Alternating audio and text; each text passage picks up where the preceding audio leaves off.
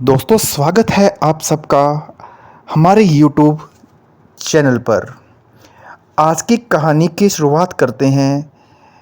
राहुल एक नौजवान लड़का, वह अपनी नौकरी छोड़कर अपने गांव लौटता है। उसका कारण उसके दादाजी की अचानक मौत हो जाना और उनका पुराना हवेली जैसा घर अब राहुल को विरासत में मिल गया था। वो गांव पहुंचता है तो सब कुछ शांत और बहुत ही ज़्यादा सरप्राइजिंग लगता है। दादाजी की मौत को एक हफ्ता हो चुका था, लेकिन घर का एक कमरा अब भी बंद था।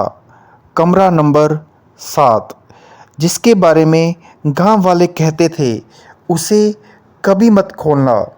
दादाजी खुद भी उसमें कभी नहीं जाते थे। उसके बाद राहुल को अलमारी में एक पुराना लकड़ी का डिब्बा मिलता है जिसमें 3 चाबियां थी। 2 चाबियां साधारण दरवाज़ों की थी, लेकिन तीसरी चाबी वह बहुत ही ज़्यादा अजीब थी। उसके साथ एक कागज़ लिपटा था। इस चाबी को तभी इस्तेमाल करना जब तुम्हें लगे कि बहुत कुछ गलत हो रहा है। रात के समय रात को राहुल को घर के अंदर अजीब सी आवाज़ें सुनाई देने लगती है, जैसे कोई लकड़ी घिस रहा हो। कभी बच्चों की हंसी और कभी कोई दरवाज़ा खटखटाता है। जब वो पड़ोसी से पूछता है तो वो सिर्फ एक ही बात कहते हैं, इस घर में सिर्फ इंसान ही नहीं रहते। राहुल की खोजबीन शुरू हो जाती है। वो दादाजी की पुरानी डायरी ढूंढता है। उसमें लिखा होता है, कमरा नंबर 7, मैंने तुमसे एक राज छुपाया है जो इस खानदान को ख़त्म कर सकता है। अगर ये चाबी कभी राहुल के हाथ लगे तो उसे सच्चाई का सामना करना होगा। राहुल डर के बावजूद उस चाबी से आखिरी कमरा, कमरा नंबर 7 वह खोलता है। कमरा खुलता है और फिर कमरे के अंदर एक पुराना कुर्सी, एक पिघली हुई मोमबत्ती और एक अलमारी उसे दिखाई देती है। जब राहुल अलमारी खोलता है तो वहाँ दादाजी की एक वीडियो रिकॉर्डिंग चलती है।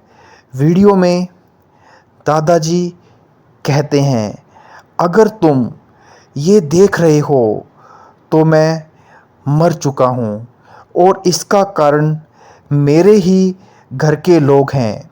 तुम्हारे चाचा ने मेरी दौलत के लिए मुझे जहर दिया और उसी ने इस घर को श्रापित किया है। वीडियो जैसे ही ख़त्म होती है, पीछे से दरवाज़ा खुद ब खुद बंद हो जाता है और उसी वक्त किसी एक व्यक्ति के चलने की आवाज़ कमरे में आती है।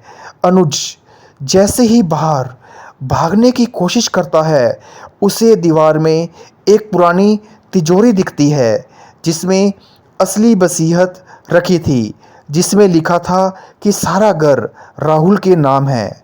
लेकिन जैसे ही वो वसीयत लेकर बाहर निकलता है, चाचा सामने खड़े होते हैं, हाथ में कुल्हाड़ी के साथ।